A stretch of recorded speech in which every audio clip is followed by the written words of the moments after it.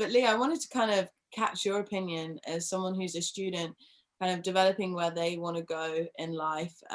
What about Flair kind of excited you from more of a designer perspective? First of all, I guess I've always thought about, people always ask you, oh, do you want to do your own brand? Do you want to do your own thing? And to me, the idea sounded so daunting.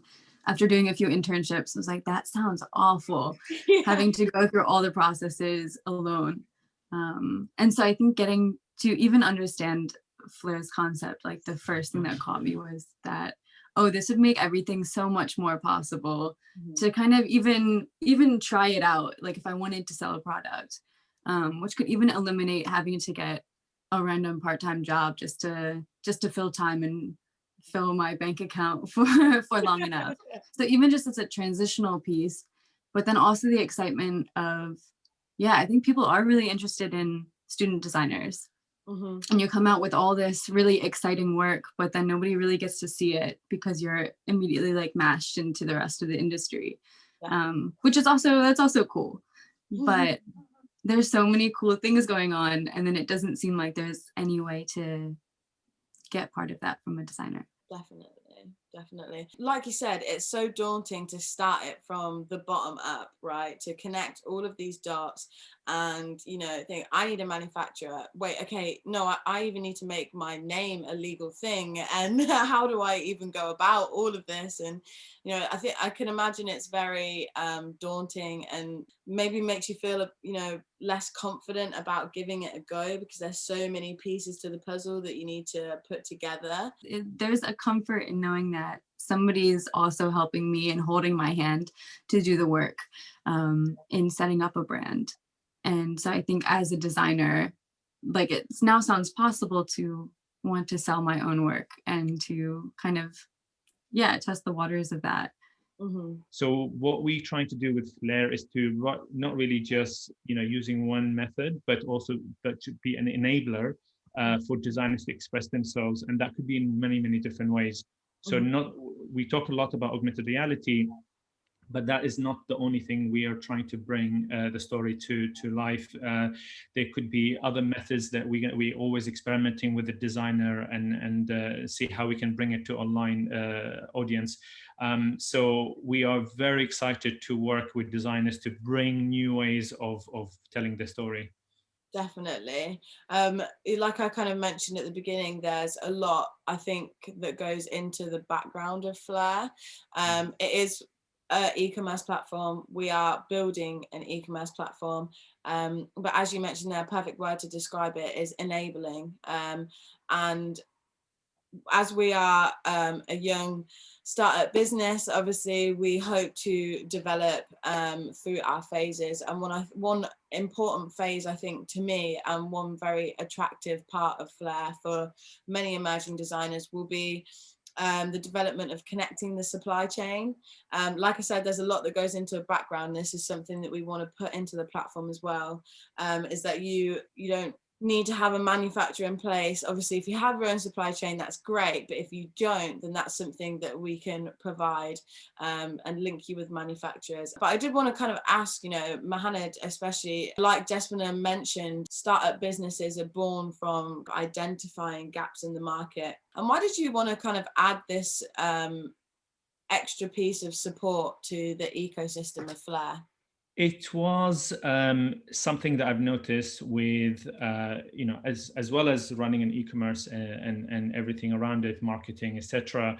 Manufacturing was a big part that was kind of daunting thing on the designer. How to connect with the manufacturer, how to do fabric sourcing, how to bring it into a cheap or kind of how to bring it to an affordable level where it can be feasible to sell it online. That's something that is very, very difficult. So the idea is that if we can have an ecosystem of designers, we can bring those services into a scale where we can bring the cost down to everyone, basically. So that's kind of how it started. We since have been talking, we partnered with FFF, which is Fashion Future Factory. We are in talk with Swim XYZ and XYZ Exchange. to kind of see how we can bring prototyping and production to smaller designers. So it's not about us developing all the processes with Flair. It's more about connecting with existing systems in place where allow us to expand very quickly and help our designers in a much more healthy way. So adding on to that point, I would also say from a user experience perspective and from studying the customer of this platform and ecosystem, it is one of our goals to bring those designers and the way of producing that they have to the end customer. So now the end customer is very much used to mass production.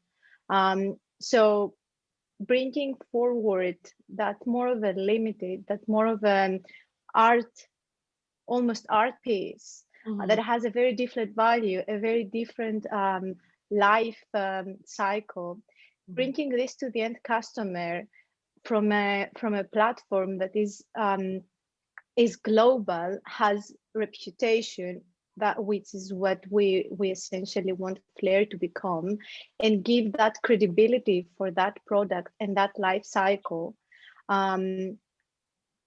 is what we also want to kind of cultivate as a new shopping and as a new fashion behavior to the customer, so that the customer changes, the customer appreciates that and wants that and shops that as fashion, opposed to the mass, the almost insane way of production that a big part of fashion industry has now.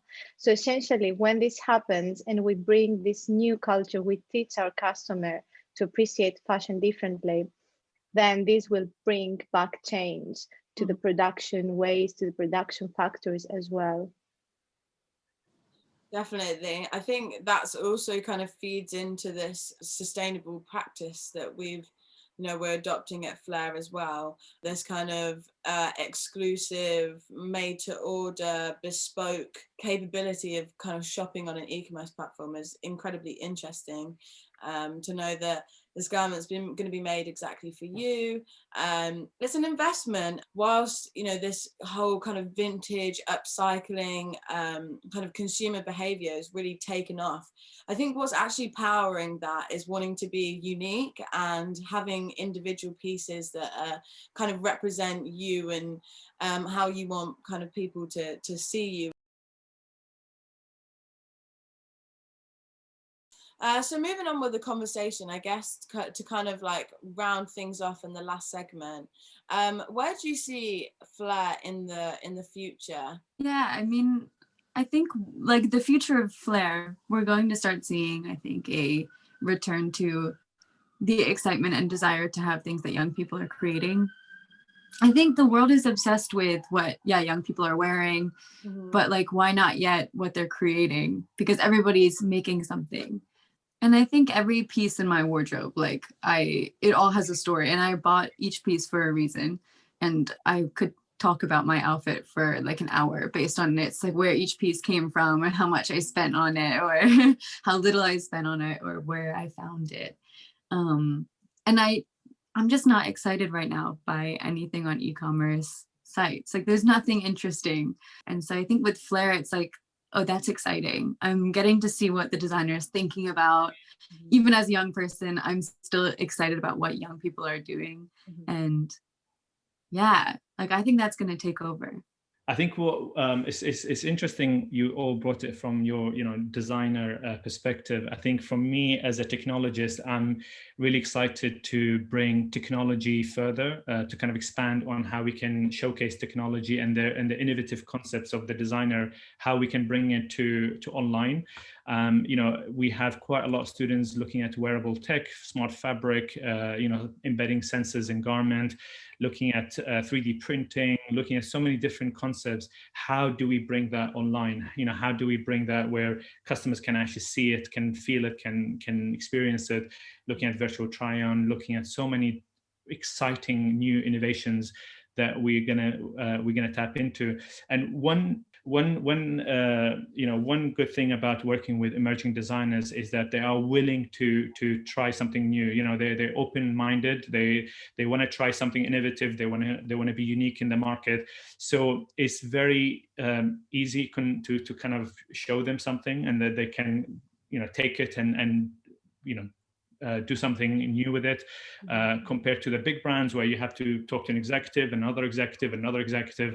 A smaller designer, you can show something cool, they take it and they do something really cool with it. So I'm kind of excited to kind of see what other innovations we can do in the future, and how we can expand on it.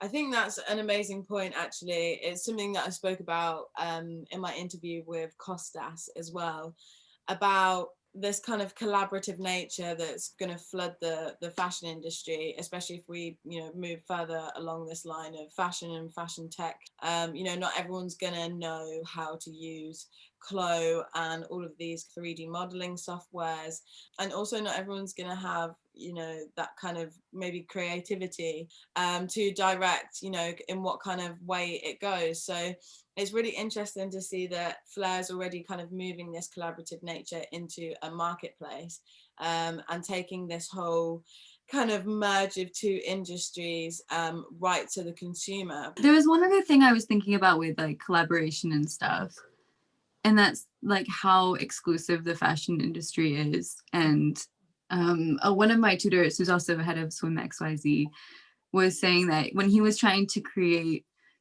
make socks, and nobody would tell him where they were getting their socks made. Like, that's how secretive everyone was about what they were making and what they were doing. And I think with tech, I've already seen that everyone's so excited with sharing ideas and collaborating. Yeah. And I think that is going to change up the fashion industry so much. Mm-hmm. That's because the ownership, when you do technology, the ownership is a really interesting issue.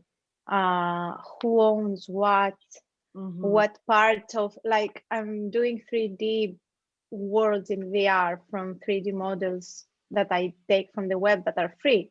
So who is the actual owner of the end product? That's a really big talk with ownership in terms of technology. I'm actually really excited about this point because it's exactly correct what Leah has said. I noticed this. I think it's more of a systemic issue.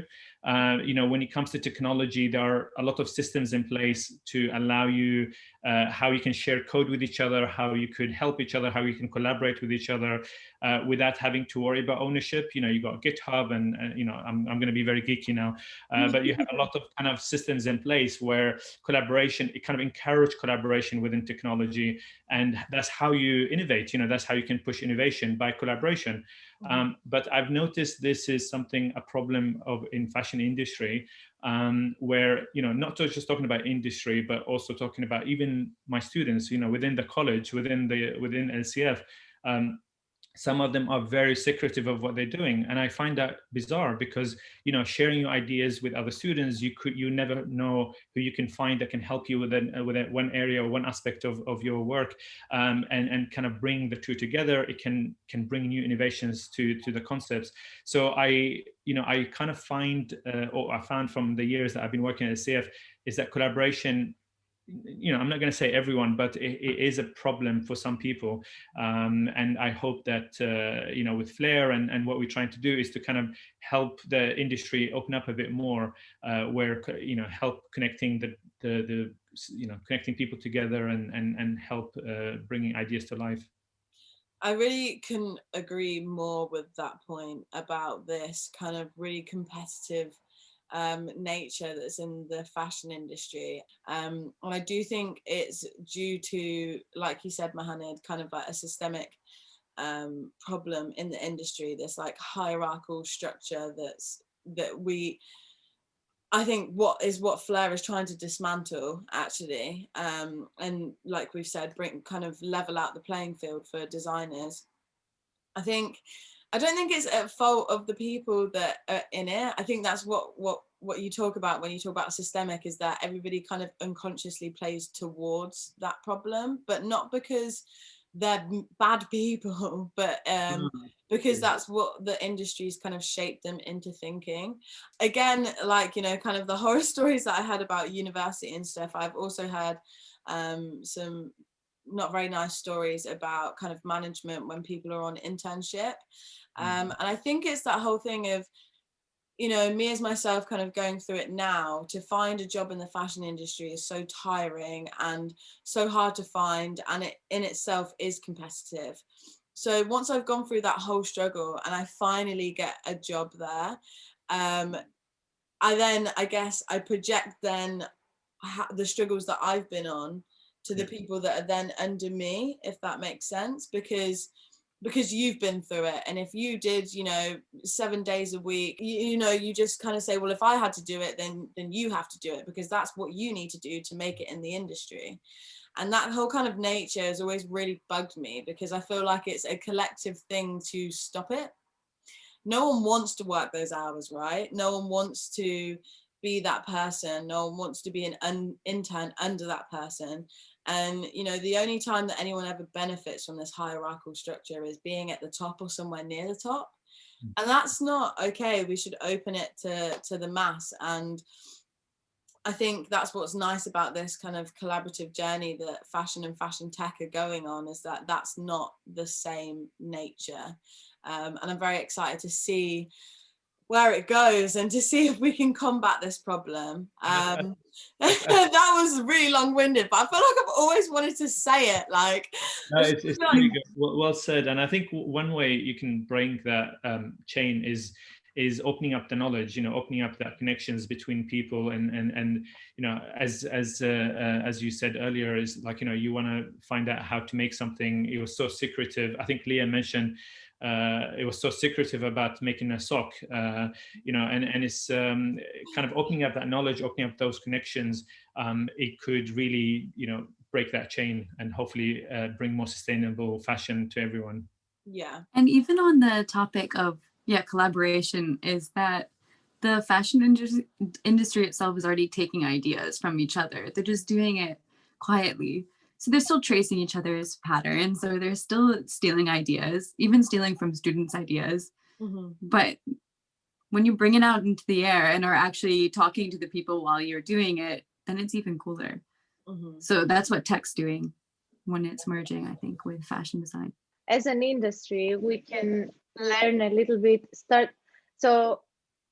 Starting from the unit, which is a designer, scaling up to an industry, which is multiplication of the units, opening up and being less afraid to collaborate and more excited about that. We can learn a little bit more from other industries, like gaming or tech industry. There's rarely that one person is behind a project or one person is credited for a project. There is someone who is doing the 3D, someone who is doing the textures, someone who is doing the animations, someone who is doing the programming, and each one of them has their own role that is respected, highly respected. Each one is an artist, is a professional on what they do, and people, they never want to work alone. They actually want to say, I am very good in this skill, and then I want to collaborate with someone who is so good in that skill. And that's what's happening in Flair as well. So we really want and wish that fashion industry learns a little bit more from tech industry or film industry, that you have the camera director, the film director, the set director, the cast director, and each one of them is credited for what they do, and the end product belongs equally to everyone, and is a collaborative work, and that's what makes it really unique and exciting. Definitely, it's going to add so much more quality to the work by finding somebody that is the best at creating 3D environments, the best at, you know, it shouldn't be something that people are afraid of sharing or afraid of doing. So I completely agree with, you know, hoping to see in the future that, you know, fashion and fashion tech are going to people are going to adopt this kind of like collaborative nature on a wider scale. And like you said, Flair is a platform where you can already do that. I want to say that so when we talk about Flair, we intentionally use the term platform, and this is not random. So we don't say it's a site or it's not a marketplace, it's a platform. And going back to the definition of this term, it means that platform is an empty space that receives things. So it has this nature of receiving and enabling things. So that's what platform means. And that's why we use this term from Flair, because Flair is a platform that receives and enables things, those things that it receives. I love that explanation. I think that perfectly encompasses all that Flair is. The nerd of terminology. How are you gonna explain it when we're gonna say we're an ecosystem? Wait, what was the other term that we said we were? No, Leah, you're not allowed to say anything. You say blog. You call it blog. You're not allowed to say. A blog. User. E-commerce blog. I think that's really beautiful, actually. A perfect way to encompass everything that Flair is and everything that Flair is going to do in the future. So I think that's where we're going to wrap it up today. I'm very happy that the launch is coming at the end of the month, and we've been able to kind of provide a bit of a video with direct insight from the team. For the viewers out there, could you provide some information on how they can follow the launch, what they can expect from the launch, and if there are any designers out there that would like to join the platform, how they can do this? Great. Yes, let's start from the social and the customer part of our launch. So we're very excited to be now getting ready to launch in a couple of weeks. And our main touch points that we have at the moment, that will be Instagram. So in Instagram, if you follow flair.fashionofficial, we are currently providing some hints of the platform, some hints of the designer page, the collections, and our excited upcoming designers. Also some views of our AR experiences. So we build on those small elements that you can have a small preview until the launch, where everyone is going to be able to see the full experience on both our website and our Instagram. So this is our main touch points, and follow us for more exciting content there. So just to add, the launch is going to be a soft launch. So we are just experimenting with the platform, experimenting with the e-commerce side of it. We're experimenting with the storytelling side of it. So we have been working with few designers over the last couple of months to bring that soft launch together. And we will be adding new features and expanding on the platform over the next couple of months.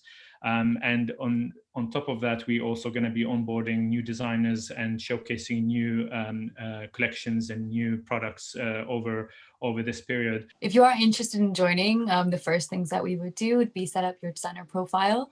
And so that would just make sure we get your story to a T, your profile picture, some of your initial products, or some of your background research and development, and just exactly where your mind is at. And yeah, that'd be the start.